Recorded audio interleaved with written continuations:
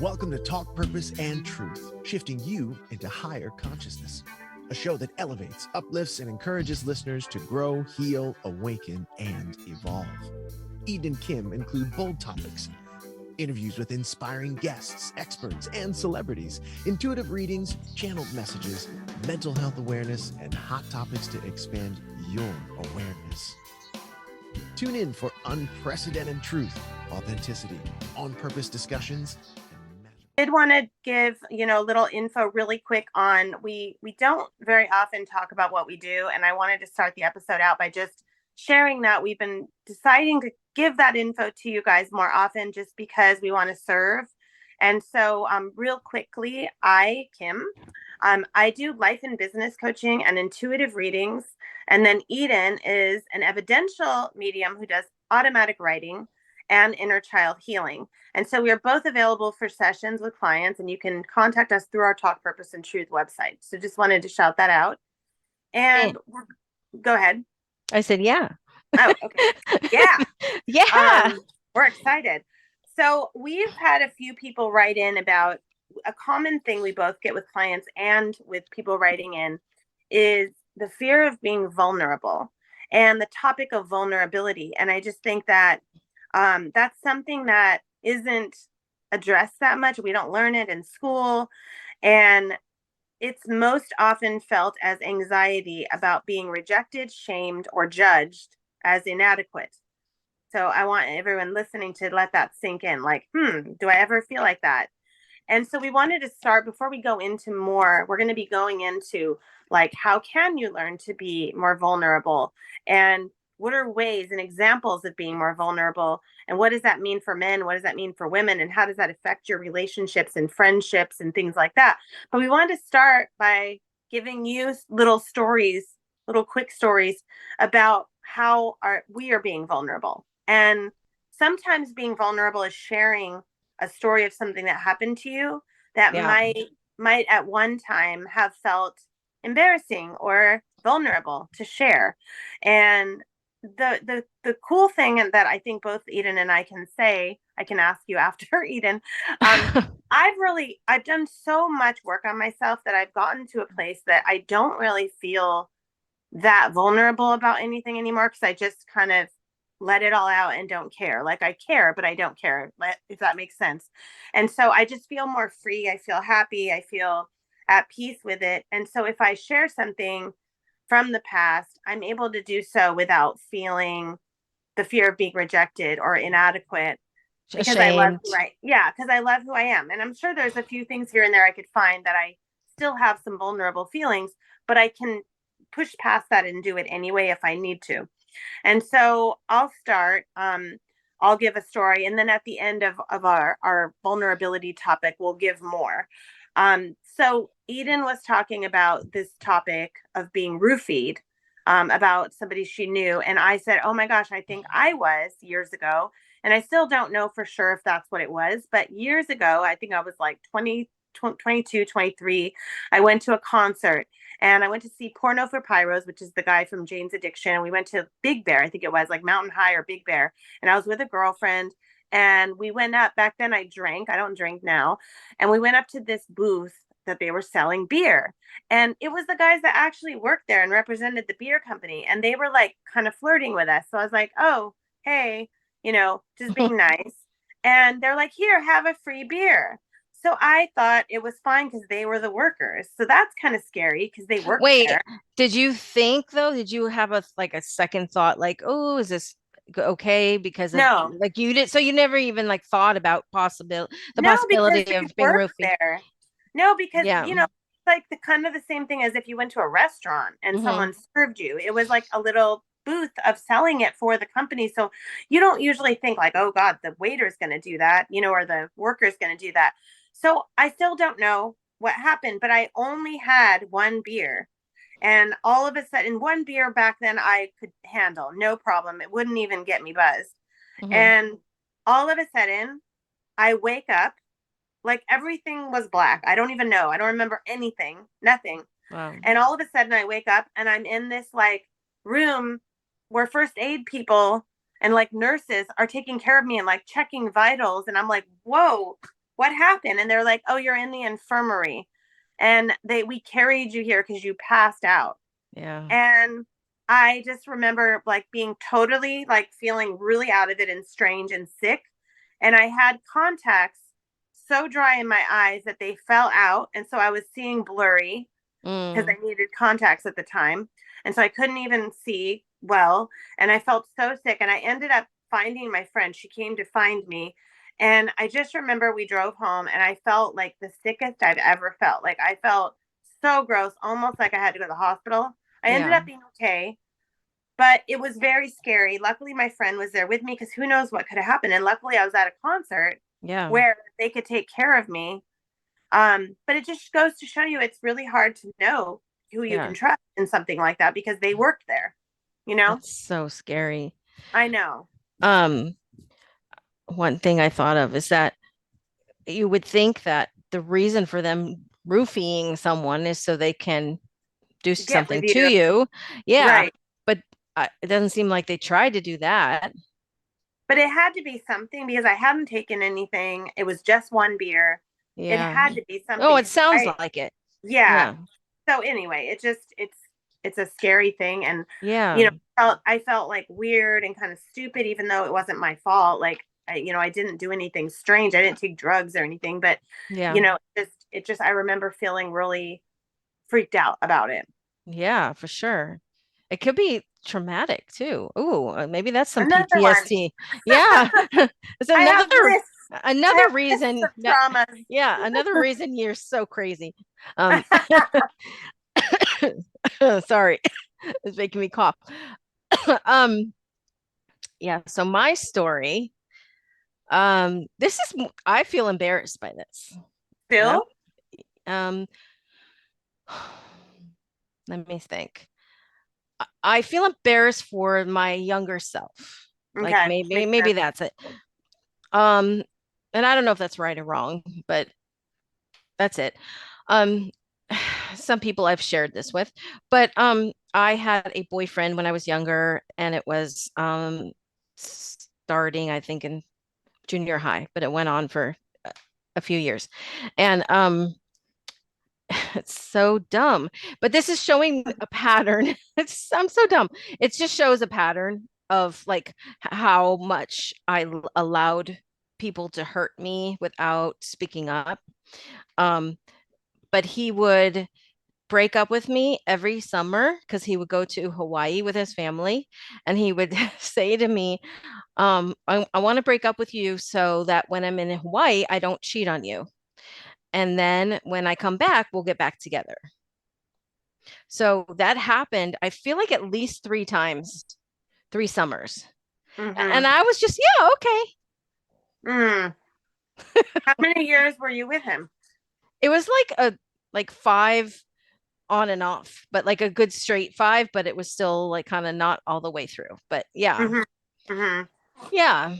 I'm just it's so Yeah, well, this is the thing for everyone listening is so important because I think we forget this as humans is that if you're looking at something from your childhood or your past or being young and you're like, what was I doing? How ridiculous. It's because now you have higher understanding and you've evolved. And so it's normal that you're going to look at it like, whoa, but during it, you really didn't all the way know what was going on and you had some sort of beliefs about it.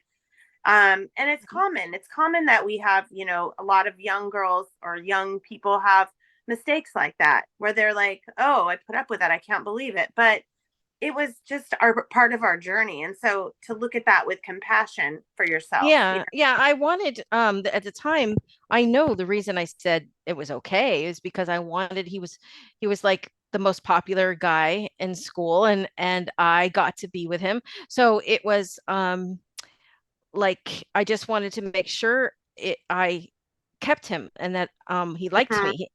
He just wanted to I guess if I went against it, then I wouldn't have been able to walk around and say that this guy was my boyfriend. Mhm. And yeah, it was all about that and the status and the way that I looked and presented on the outside.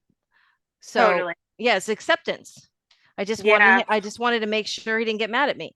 And that's the biggest thing. It's like I freak out now. I've well been working on it, but when someone gets mad at me, You've when gotten someone better. when someone's upset with me, yeah, Right. I want to hurry up and fix it. So Mm-hmm. yeah, Yeah. People yeah, pleasing. I've always been like that, but I've changed in the last like 5 years, I would say, like, and conquered that. But I think a lot of people have that, and you've gotten a lot better with that too. yeah. It's funny too, and I've discovered this too, which is um my family could vouch for this, that I had no problem having confrontation with a stranger. Mm. But when it came to someone that I needed love from, I wouldn't speak up. So Um, that's probably besides being protection for yourself. When I used to know you in high school and I thought like you were intimidating or like, you uh-huh. know, bitchy or hard or whatever, then it was probably that you had a lot of pent up stuff from other things that you couldn't let it out on. Yeah. Yeah. I had to just take it. Yeah. Yeah. Especially the males. The males. It was Yeah. easy for me to act, lash out at a female though. Yeah. Yeah. You never Yeah. you never lashed out at me and you used to say hi to me, but I always had this like, oh, I'm kind of intimidated by her because I you had this like power. Isn't that funny? It's so funny. You had this like powerful like energy. Like, really? yeah, isn't that funny? Well, I'll tell you, I wanted to portray that. Yeah.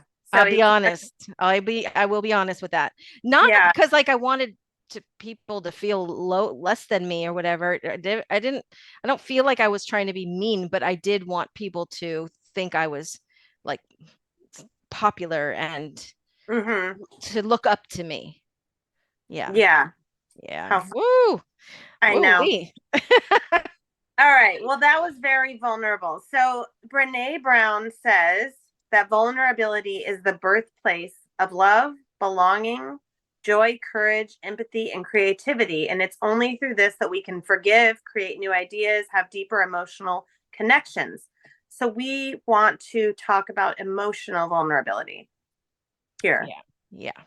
Um, I just wanted to say this. This is not on the list of things to talk about, but I just got this notification on my phone. I think Uh-huh. it's interesting. It says that the wait, it left. It left. Oh my gosh. Okay, Ferris Bueller act Hollywood Pizza Shop. Oh, no. And I Who think is it? Who? okay, I tried to click on it and I think it's the guy, the friend Oh, no. and it feels very ironic because in the movie he crashed his Uh-huh. The father's car and Cameron. now yeah, but when I click on it it goes to something else, so I don't really Okay. know, but that's really weird. Well, that just made me think of I would love to just like kind of jump in really quick before we keep going. And this is I think it can be related is just say that we're very sad about the death of Matthew Perry and we loved him and not only his work in the movies and on Friends and shows, but also because he did a lot to give back to the addiction community and to mental health. And I think that he had a lot of shame and anxiety. And that is tied a lot to vulnerability, letting people see your true self and not putting up a front that everything is okay. And I think he did that. Yeah, I think so too. It's very, very sad. We also had a soap opera that passed I away saw. yesterday from General Hospital. Um I can't think of his name. Anyways, Was it Tyler? Tyler Christopher. Uh-huh. And yes, and he was a big icon from General Hospital, and Sudden. it was another, I believe it was another addiction, Oh, it could. something about him, yeah, because he was back and forth too, very similar to Matthew Perry. So it's just very Mhm. sad, very sad. And also Suzanne Summers. So we miss her too. I love her. So Yeah, yeah. um so anyway, okay. So we're going to go into a little bit with relationships. So we also learned some of the points that we wanted to talk about was that uncertainty is a given in life. It's just a given. with everything, but it is deeply tied to anxiety. So a lot of times when we have anxiety or worry or the fear of something, it's tied to being uncertain. Yeah, and did we already read the Brene Brown? I think that's important. Right, we did. Okay. I'm like so lost.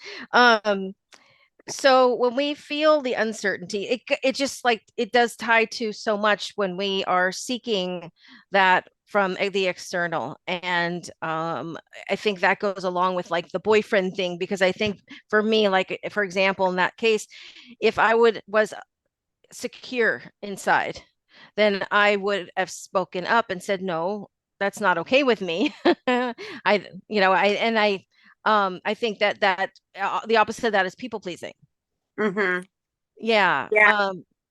So there is like that big insecurity on the inside that it's hard to even be vulnerable. I have a client who I was talking to the other day, and she said that, you know, was very interested in this guy and he had the same feelings, but it's not working out because she's afraid to tell him how she feels. So it's just so simple, little things like that. When we're not feeling secure within, then we're so afraid. It's like a shameful thing, maybe. Mm-hmm. Yeah.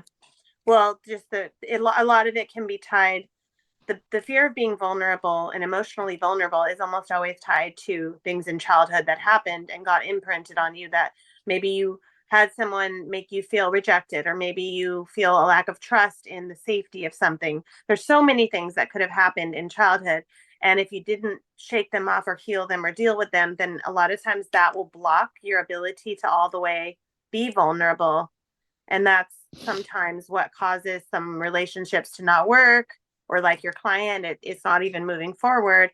And so, you know, a lot of people will feel rejected, like the fear of being rejected if the person you love or even your friend doesn't love you back.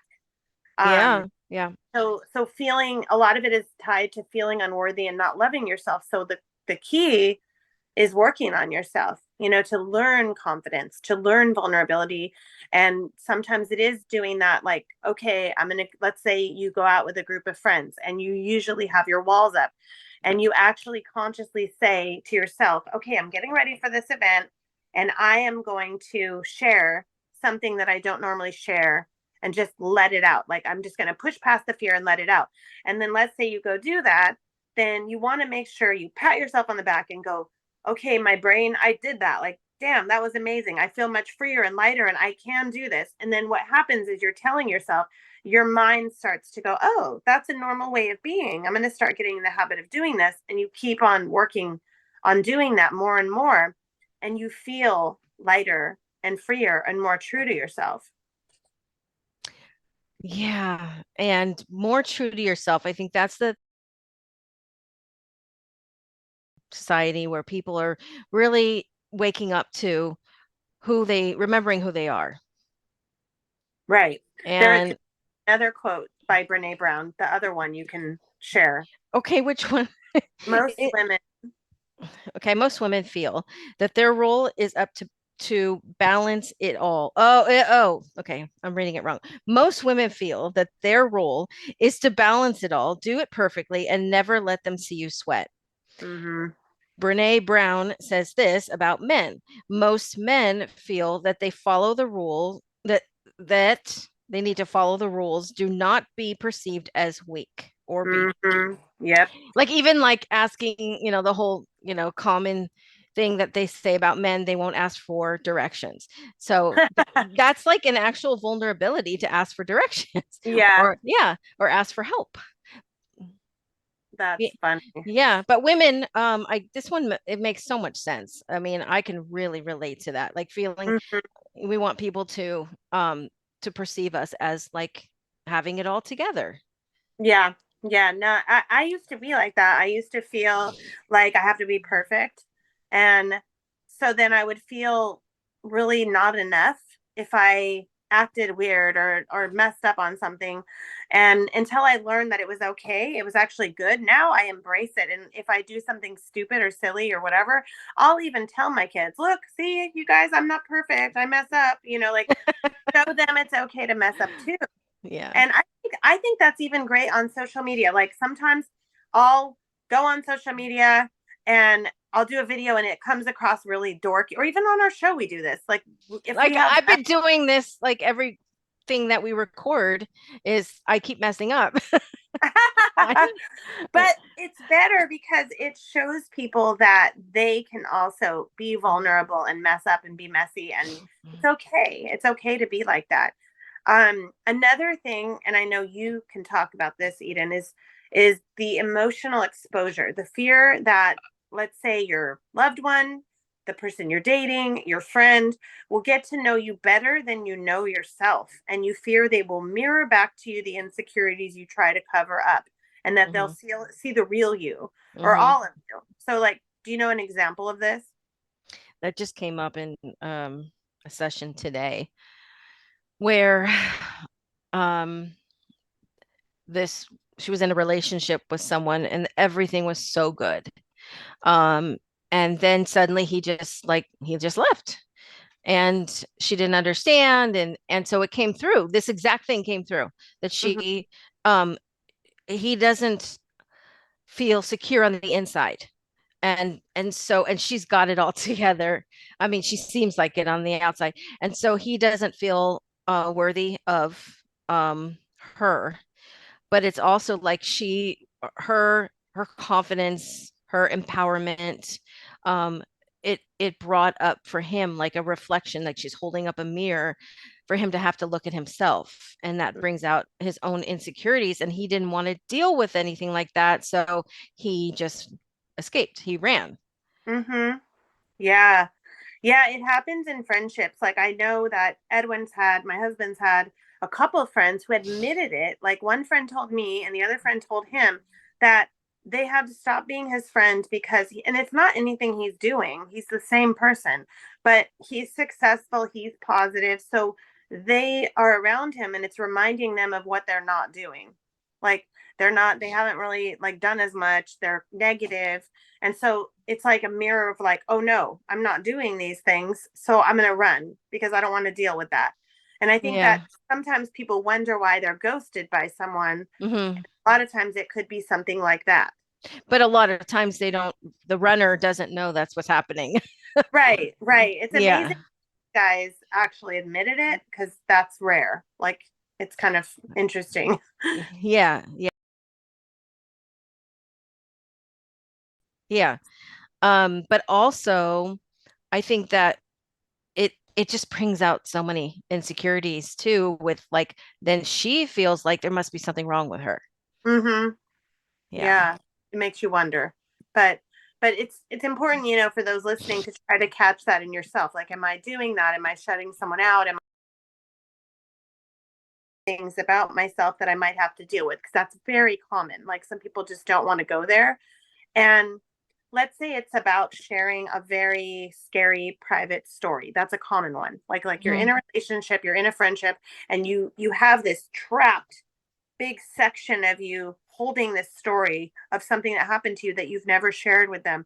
And you're like, no, I'll just keep it stuffed down. I don't need to tell them. It's something I never want to tell anyone. It's so horrible. I don't want to relive it. But the key is, if you allow yourself to let out that story and relive it, even though it might be hard to deal with going through it again by talking about it, the after effects eventually, sometimes after a few days, will be like, oh my gosh, I feel lighter. I feel freer. I feel more myself because I've let out that repressed emotion. Yep. But that takes vulnerability. It does. It just goes back to that. Vulnerability. Which is like, it takes bravery and courage too, and strength. Yeah, totally. So we're going to stop here in our little episode, and we're going to continue with part 2 in vulnerability, emotional vulnerability. So thank you all for listening to this part. And we'd love, any questions be sent to talkpurposeandtruth.com. And we'll see you on the next one, part 2, vulnerability. Thank you for listening to Talk Purpose and Truth podcast. Find out more at talkpurposeandtruth.com. And follow us at Talk Purpose Truth on Instagram and Facebook.